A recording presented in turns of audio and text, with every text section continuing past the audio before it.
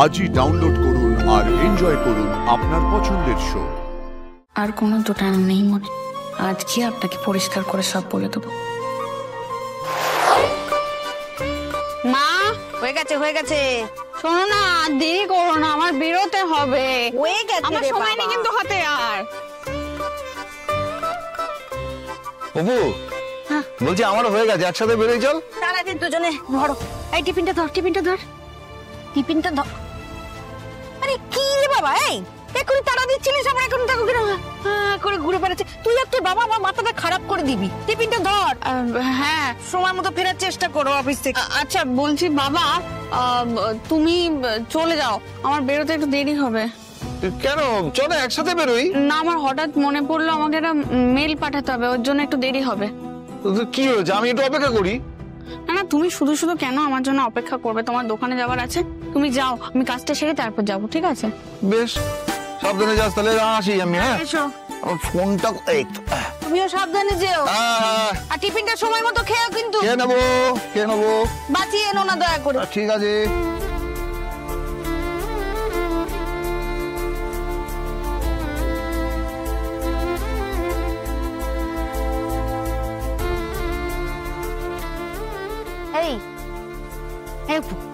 শোন না, একটু বেশি করেই টিফিন করেছি, আর্য স্যারকে দিয়ে দিই একটু। বল।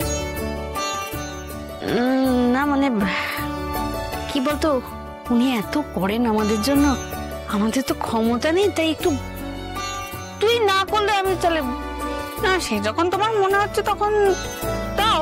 তোমার রান্না তো উনি ভালোই বাসেন, তাই না? হ্যাঁ, সে বাসে।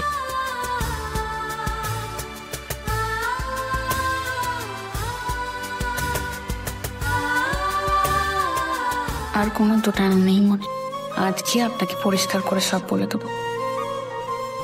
উনি ওনার অতীতের কথাটা আমাকে বলে হয়তো ভেবেছেন আমি ওনাকে এড়িয়ে যাচ্ছি। এই জায়গাটা ঠিক করে নিতে হবে। নে।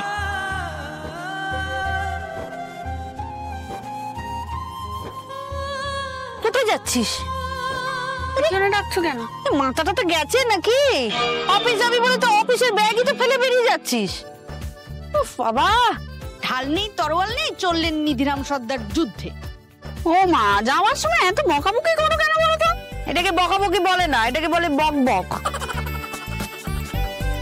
আসছি, হ্যাঁ, দেরি হয়ে যাচ্ছে। দাঁড়া, তুই দেখি আমার মেয়েটাকে কত বড় হয়ে গেল। আর পিছনে ডাকছে কেন? কি মিষ্টি লাগছে রে তোকে অপু, খুব সুন্দর লাগছে।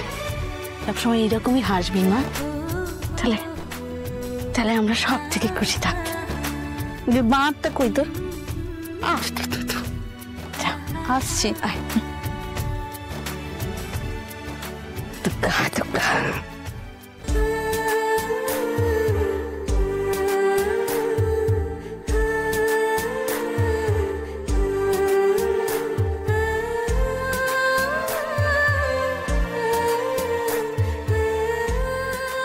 ফটো তো এখন ফাঁকাই দেখছি।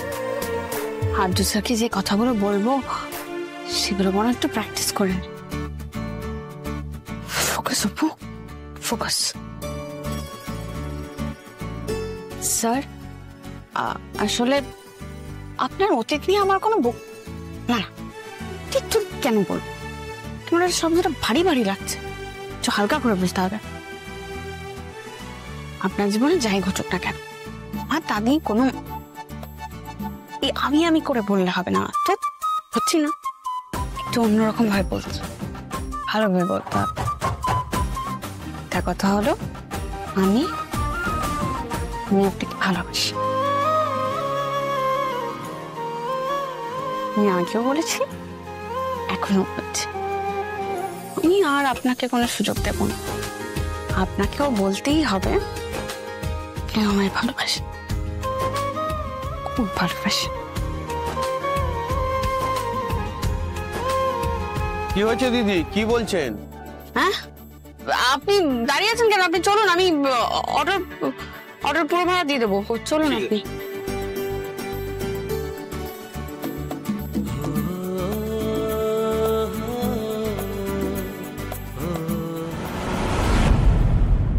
Yeah, bye bye. Take care.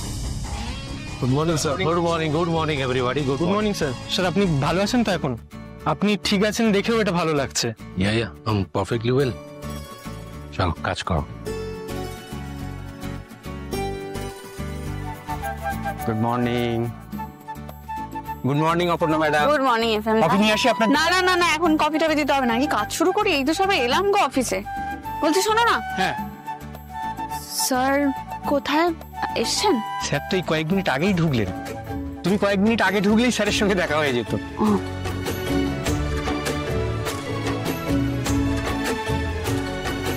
সব শুনেছি আমরা। অত রাতে একটা মেয়ের জন্য তুমি যা করেছো। এত খবর তোমাদেরকে কে দিল? তোমার সব খবর চলে আসে আমাদের কাছে। সাহস আছে বাবা তোমার, ওভাবে গুন্ডাদের হাত থেকে কাউকে বাঁচানো। তারপরে তুমি নিজেও তো বিপদের মধ্যে ছিলে। ওই বিপদের মধ্যে আমার আর অন্য কিছু মাথায় ছিল না গো, কোনটা ঠিক কোনটা ভুল। মেয়েটাকে বাঁচানো সবার আগে ছিল, ওইটুকু আমার কাছে কর্তব্য। বিরাট হিরো, ওর জীবনে নিয়ে এবার সিনেমা বেরোবে, অপর্ণা আর পাঁচালী। Well done Aparna. Thank you sir. আজ তাড়াতাড়ি অফিসে এসেছেন, এখনো কাজের ব্যস্ততা শুরু হয়নি, হয়তো একটু হালকা আছে। একবার কি ওনার সাথে গিয়ে কথা বলবো?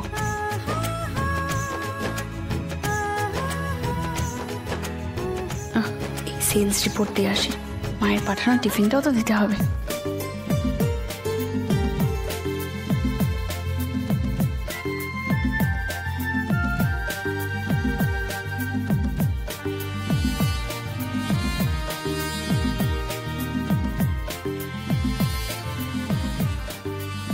আর্য স্যারকে কিছু দিতে হবে? না না, তোমাকে দিতে হবে না, আমি যাচ্ছি। আচ্ছা।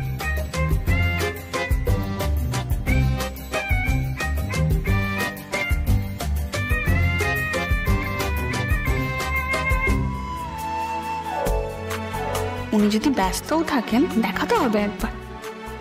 ফোকাস হবো, ফোকাস।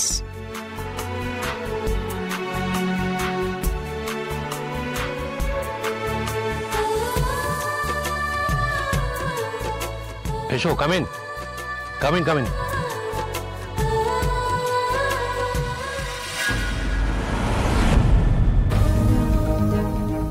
Good morning Aparna.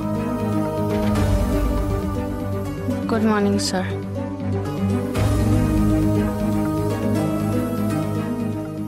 কিঙ্কর স্যার আছেন বলে আর্য স্যার এত ফর্মালি কথা বলছেন আমার সাথে।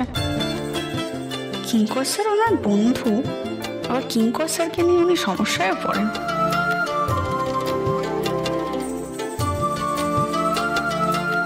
অপর্ণা, কিছু বলতে এসছো নিশ্চয়ই, বলো কি বলবে? এই সেলসের রিপোর্টটা রেডি হয়ে গেছে।